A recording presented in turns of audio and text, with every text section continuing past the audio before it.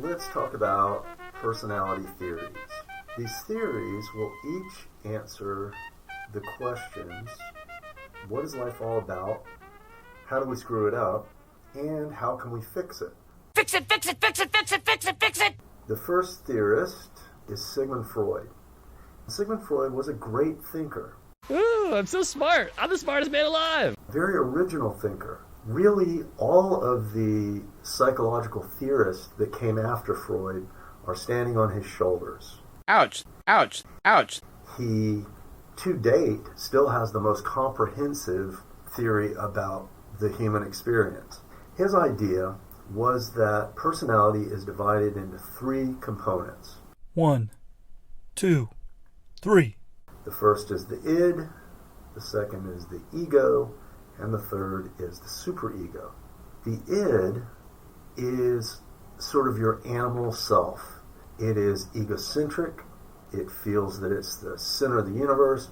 It's like the little spoiled baby that wants what it wants, and it wants it now. The superego is your developed moral self. Moral barometer. So however you grew up, you were indoctrinated into a moral code that tells you right from wrong and good from bad. Very often, the superego is in direct conflict with the id. Round 1. Fight! This superego is your morality, but in Freud's view, it's sort of the negative component of your morality. Negative. It's the part of yourself that tells you, no, don't do that. You're bad. Don't do it. You stop that. And the ego is the referee.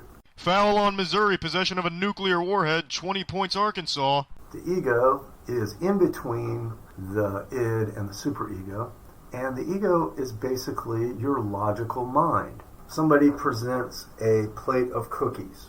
Cookies! The superego says, no, cookies are bad for you. Good people don't eat cookies. They eat celery. The id says, cookies, yay, give me cookies.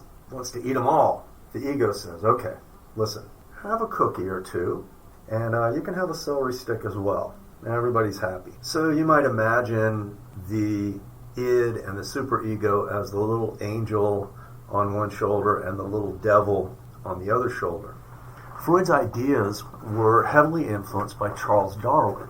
Freud had sort of a pessimistic view of human beings.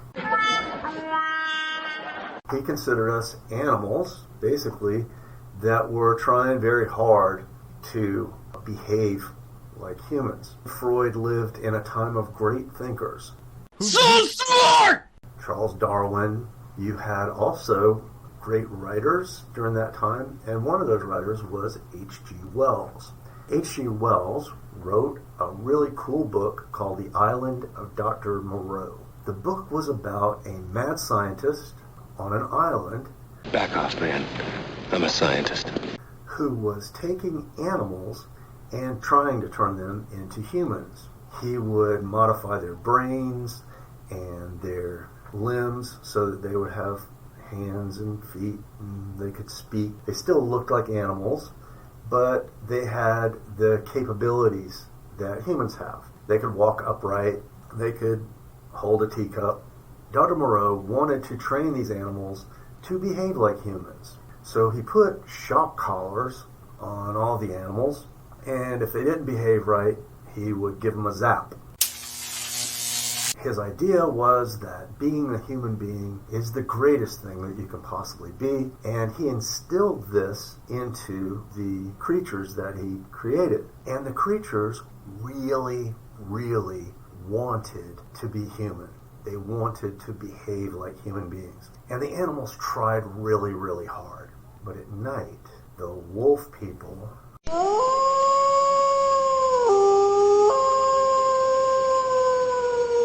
started looking at the sheep people and could not resist their animal drive to eat the sheep.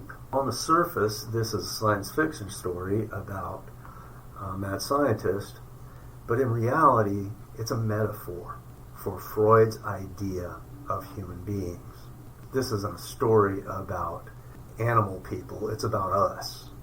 We're the animals that are trying desperately to behave like humans and ultimately often fail at it. So let's go back to the 3 questions that we started with. What is life all about? How do we screw it up? And how can we fix it? What is life all about? For Freud, the best you can hope for is a balance between id and superego. What if this is as good as it gets? How do we screw it up? Well, we screw it up by having an imbalance. Too much id and you behave like a sociopath. You're greedy and selfish and you use other people and you lie and you steal and you cheat. Too much superego, too much morality, too much telling you you're bad, and you end up being a severe depressive with low self-esteem who has a sense that he's always messing up. What's the cure? How do you fix it? Well, you fix it by having a highly developed rational mind. If your ability to reason is strong and you have good insight into your own motivations and behaviors, then a strong ego, a strong logical mind can mediate between the superego and the id and create some sense of balance where the id gets enough to feel happy and joyful in life and the superego has enough influence to keep you behaving properly in society.